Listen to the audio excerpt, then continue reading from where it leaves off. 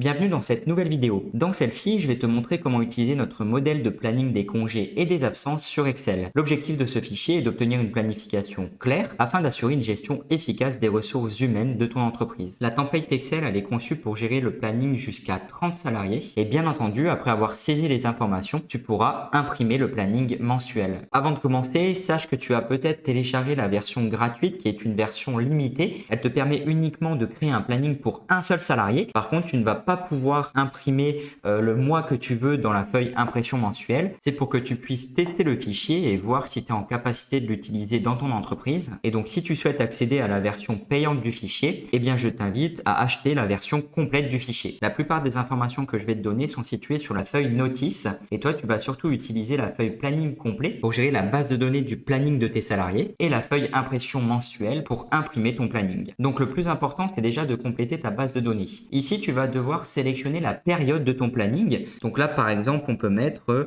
du 01/02 2024 au 31 mars 2024. Comme ça, tu vas avoir ton planning qui va aller du 1er février au 31 mars 2024. On peut vérifier, hein. Et ici, il va s'arrêter juste dans cette colonne BJ. Ensuite, eh bien, tu vas saisir le nom de tes salariés. Donc, par exemple, je vais mettre le mien.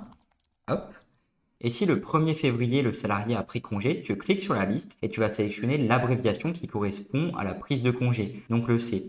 Ça va te le mettre en couleur. Par exemple, le vendredi, il a aussi pris congé. Le lundi, ici, il était en RTT, par exemple, et ainsi de suite, et ainsi de suite. Tu vas compléter toujours le planning de cette manière. Maintenant, si dans l'entreprise, un jour non travaillé, autrement dit le week-end, ce n'est pas le samedi et le dimanche, mais plutôt le dimanche et le lundi, eh bien à ce moment-là, tu vas avoir tes couleurs qui vont changer directement pour le week-end. Je vais remettre juste le samedi parce que dans la plupart des cas, le week-end, ce sera le samedi et le dimanche. Et bien entendu, tu peux aussi ajouter le nom d'autres salariés de l'entreprise en mettant à jour justement leur planning des congés et des absences. Et ça te donnera forcément le planning des présences au niveau de tes salariés. Si maintenant tu veux modifier l'un des libellés du type d'absence de l'entreprise, même une abréviation, eh bien tu vas dans la notice et ici tu vas pouvoir modifier le type d'absence dans ton entreprise. Donc au lieu de mettre congé, ici je vais mettre un test avec AAAA et l'abréviation on va mettre aussi AA, comme ça. Et bien là, tu vas aller dans ton planning complet. Par contre, tu vas devoir sélectionner non plus congé, mais AAAA. Et ton abréviation va se mettre automatiquement et tu vas pouvoir la mettre directement sur ton planning. Si maintenant tu veux créer un planning à partir de l'année 2031, eh bien là, tu vas tout simplement le modifier sur tes années où tu vas mettre 01/01/2031.